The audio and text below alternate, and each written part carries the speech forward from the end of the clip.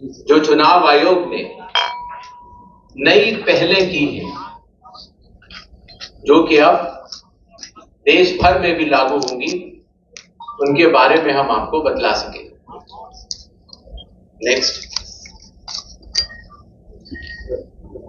बिहार में 243 general constituencies हैं, ST 2, ST 38। Bihar के विधानसभा की कालावधि 22 नवंबर तक समाप्त हो रही है और उसके पहले ही चुनाव संपन्न हो गया। पूरी चुनाव आयोग की टीम पिछले 2 दिनों से बिहार में है।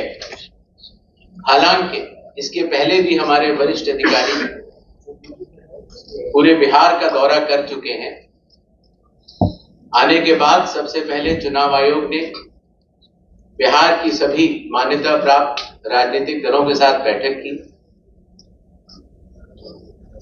बिहार के सभी DM, SP, SSPs, IG, DIGs, commissioners के साथ साथ सभी एनफोर्समेंट एजेंसीज के हेड और नोडल ऑफिसर्स के साथ भी मुख्य निर्वाचन अधिकारी Bihar, state police nodal officer और CAPF के नोडल अधिकारियों के साथ बैठक की। और उसके बाद बिहार के मुख्य सचिव, बाकी सचिव के साथ भी बैठक हुई, DGP के साथ बैठक हुई और अब हम आखिरी चरण में हैं। जो सब कुछ हुआ उसका ब्यौरा आपको देकर फिर हम लोग वापस दिल्ली प्रस्थान करेंगे। नेक्स्ट,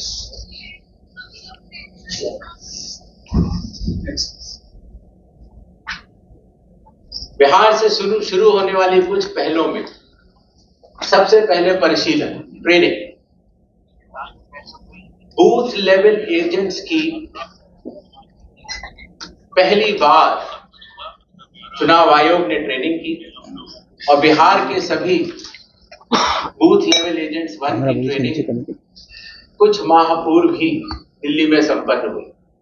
साथ ही साथ बूथ लेवल ऑफिसर्स की भी IIIDM में ट्रेनिंग हुई और अभी तक देश भर के लगभग 700 बूथ लेवल ऑफिसर्स और सुपरवाइजर्स की ट्रेनिंग पूरी की जा चुकी है।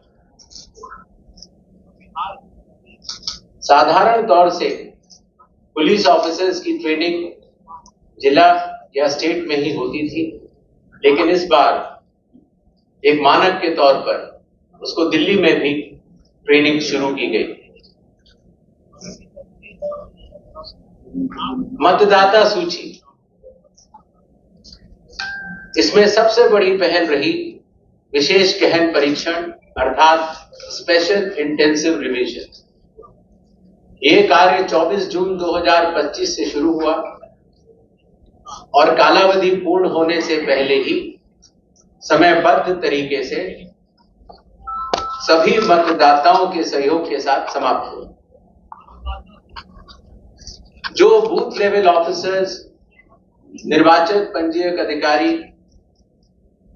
जो इतनी मेहनत के साथ ये कार्य करते हैं, उनके मानसिक मोटिवेशन के लिए उनका रिन्यूमरेशन भी बढ़ाया गया। काफी वर्षों के बाद ये पहली बार हुआ और खास तौर से EROs और AEROs को पहली बार ऑनरेडियम देने की व्यवस्था की गई। पहले ये बात सुनने में आती थी कि वोटर कार्ड मिलने में बहुत देरी होती है, इसलिए चुनाव आयोग ने वोटर कार्ड के वितरण की हर चरण की एनालिसिस करते हुए अब उसको 15 दिन के अंदर हमारे मतदाता को मिल जाए ऐसी व्यवस्था की। बूथ लेवल ऑफिसर्स को जब वो मतदाता के पास जाएं तो मतदाता उनको सुगमता से पहचान पाए, इसलिए बूथ लेवल ऑफिसर्स के लिए भी फोटो आईडी कार्ड्स शुरू किए गए। कंडक्ट ऑफ इलेक्शंस, विकास की गति के साथ चलते हुए हर जगह ये समस्या मतदाता लोग बताते थे कि कई बार जब लाइन में खड़े होते हैं तो मोबाइल की आवश्यकता पड़ती है। आजकल मोबाइल कोई नहीं छोड़ना चाहता, इसलिए बूथ के कमरे के ठीक बाहर मोबाइल जमा कर अपना वोट देने के बाद ठीक बाहर आए और अपना मोबाइल ले जाएं। ऐसी व्यवस्था की ट्रायल की जा चुकी है पिछले बाई इलेक्शंस में, और बिहार में ये पूरे राज्य में लागू होगा, सभी 90,000 पोलिंग बूथ।